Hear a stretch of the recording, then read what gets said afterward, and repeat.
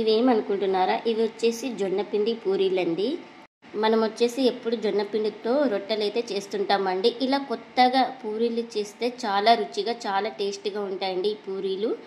ఇంకెందుకు ఫ్రెండ్స్ ఆలస్యం, ఎలా చేయాలో ఏంటో అనేది వీడియోలోకి అయితే వెళ్ళిపోయి చూద్దామా. మరి ముందుగా ఒక బౌల్ తీసుకొని అందులోకి 1 కప్పు జొన్నపిండి అయితే తీసుకోవాలి. అలాగే ఇందులోకి 1/2 కప్పు బొంబాయి రవ్వ, అదే సోజీ రవ్వ అంటారు కదండి, ఆ రవ్వ కూడా తీసుకోవాలి. 1/2 కప్పు బొంబాయి రవ్వ అయితే 1/4 కప్పు శనగపిండి. ఇందులోకి కాస్త సాల్ట్ వేసుకున్న తర్వాత ఒకసారి పిండి మొత్తాన్ని బాగా కలిపేసుకుందామండి. ఇలా బాగా కలిపేసుకున్న తర్వాత 1/4 టీ స్పూన్ దాకా పసుపు, అలాగే 1/4 టీ స్పూన్ దాకా గరం మసాలా, 1/4 టీ స్పూన్ జీలకర్ర పొడి, వేయించుకున్న జీలకర్ర పొడి, కొద్దిగా ఆయిల్. ఇంకా ఇప్పుడు ఇందులోకి నార్మల్ వాటర్ అయితే వేయకూడదండి, బాగా మరిగించుకున్న వేడి వాటర్ అయితే వేసుకోవాలి. ఇంకా చెయ్యి వెంటనే పెట్టకూడదండి, ఒకసారి బాగా ఇలా స్పూన్తో కలిపేసుకుందాం. ఎందుకంటే వేడిగా ఉంటాయి కదా నీళ్ళు అయితే మనకు. చూసుకొని వేసుకోవాలి కొద్దిగా.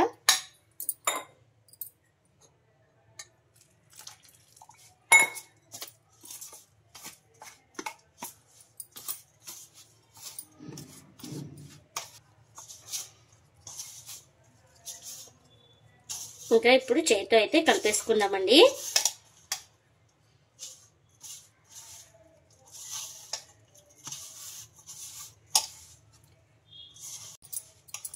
ఇలా వేడి మీద ఉన్నప్పుడే, కొంచెం వేడి మీద ఉన్నప్పుడే బాగా ఇలా ప్రెస్ చేస్తూ బాగా పిండిని అయితే తడిపేసుకోవాలండి.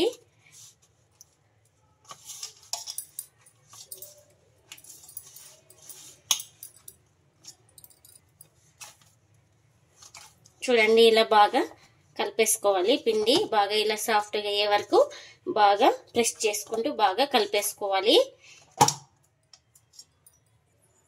ఇంకా ఇప్పుడు కొంచెం ఆయిల్ కూడా వేసుకొని ఈ పిండిని అంతా బాగా సెట్ చేసుకుందాం. ఇలా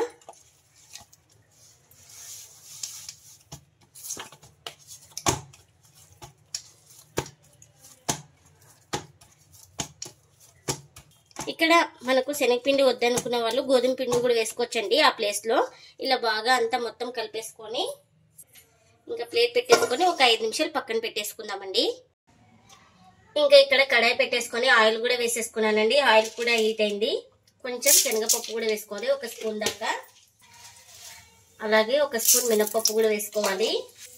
ఇంకా అలాగే పోపు దినుసులు కూడా వేసుకోవాలండి, జీలకర్ర, ఆవాలు.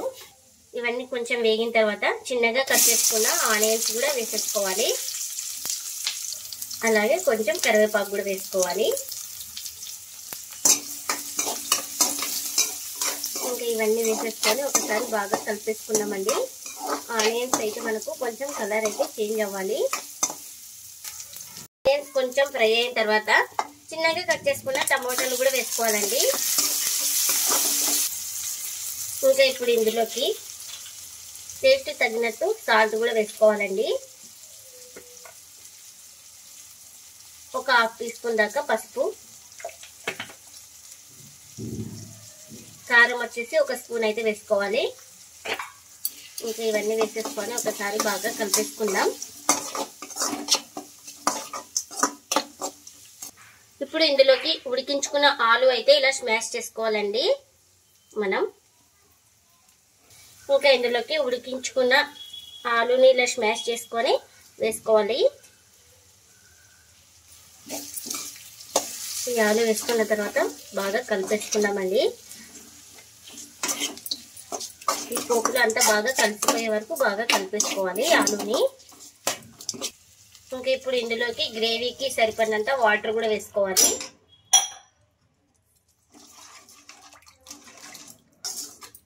ఇంకా ఈ వాటర్ కూడా వేసేసుకొని మొత్తం ఇలా బాగా కలిపేసుకుందాం. ఇలా మనకి ఒక పొంగు వచ్చిన తర్వాత ఇందులోకి ఒక 1/4 టీ స్పూన్ దాకా ధనియాల పొడి అయితే వేసుకోవాలండి. ఇంకా అలాగే ఒక 1/4 టీ స్పూన్ జీలకర్ర పొడి కూడా వేసుకోవాలి. ఇంకా ఇప్పుడు వీటిని కూడా బాగా కలిపేసుకొని ఒక 2 నిమిషాలు అయితే మూత పెట్టుకొని ఉడికించుకోవాలండి.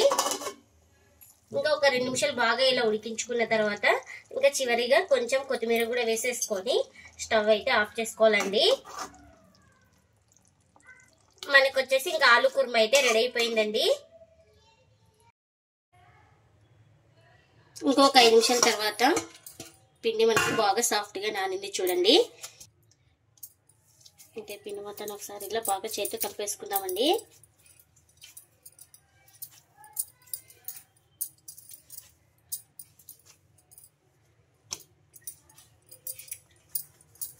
ఇలా హాఫ్ డివైడ్గా చేసుకొని ఇలా చిన్న చిన్నగా పిండి ముద్ద అయితే తీసుకుందామండి.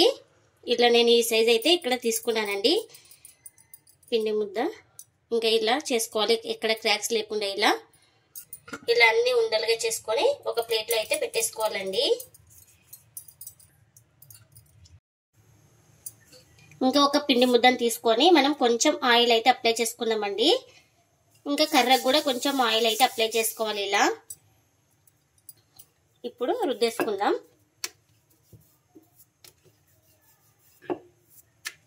నిదానంగా రుద్దేసుకోవాలి.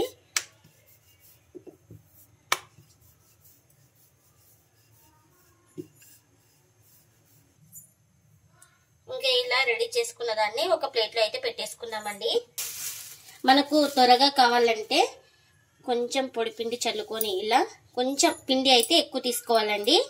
ఇలా ఎక్కువ తీసుకొని ఇలా రుద్దేసుకుందాం.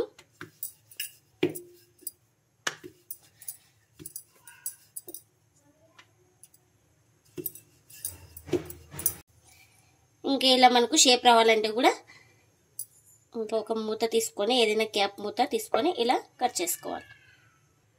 చూడండి ఈ సైజ్ అయితే ఉండాలి మనకు, ఎక్కువ మందం లేకుండా ఎక్కువ పల్చాగా లేకుండా. ఇంకా దీన్ని కూడా ప్లేట్లో అయితే పెట్టేసుకుంటున్నా. ఇంకా ఇలా రుద్దేసుకొని ఇలా కట్ చేసుకోవాలి. ఇంకా ఎక్స్ట్రా పిండిని తీసేసుకుందాం. ఇంకా అన్నీ ఇలానే చేసుకోవాలండి.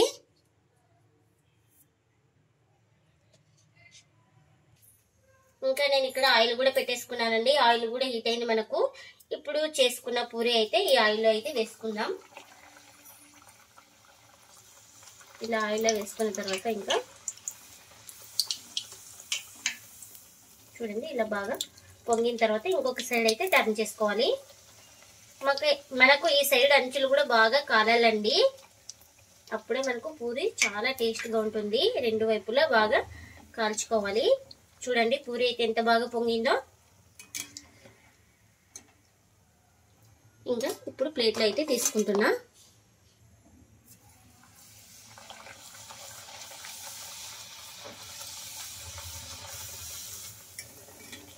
చూడండి ఎంత బాగా పొంగుతున్నాయో. ఈ టిప్స్ పాటిస్తే మీకు కూడా చాలా బాగా పొంగుతాయండి పూరి. ప్రతి పూరి బాగా పొంగుతుంది.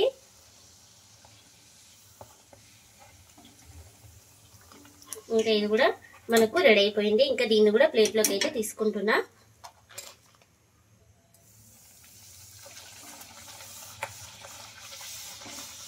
మనకి ఈ పూరి కూడా ఎక్కువ ఆయిల్ అయితే పీల్చదండి.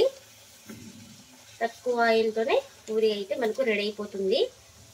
ఇంకా ఇది కూడా రెడీ అయిపోయింది. ఇంకా అన్ని ఇలానే కాల్చుకోవాలి. ఎంతో టేస్టీగా ఉండే జొన్న పిండి పూరీలు అయితే రెడీ అయిపోయినాయండి. ఇంకా ఇప్పుడు ప్లేట్లకు అయితే సర్వ్ చేస్తున్నా. చూడండి ప్రతి పూరి మనకు బాగా పొంగింది. ఇంకా ఇప్పుడు ఇందులోకి ఆలు కుర్మా అయితే చేసుకున్నాం కదండి. ఇంకా దీన్ని కూడా ప్లేట్లో అయితే సర్వ్ చేస్తున్నా. ఇంకా మీకు పూరి చూపిస్తాను చూడండి. చూడండి ఎంత బాగా పొంగిందో, ఎక్కడ పిండి లేకుండా ఎంత సాఫ్ట్గా ఉన్నాయో పూరీలు అయితే. మీరు కూడా తప్పకుండా ఒకసారి ఇలా ట్రై చేయండి. మీకు ఎలా వచ్చిందో కామెంట్ అయితే చేయండి ఫ్రెండ్స్. ఇదండి ఇవాల్టి వ్లాగ్. ఈ వీడియో కనుక నచ్చితే ప్లీజ్ లైక్ చేయండి, షేర్ చేయండి, కామెంట్ చేయండి. అలాగే లైక్ చేసి సపోర్ట్ చేయండి friends. Thanks for watching. Bye bye.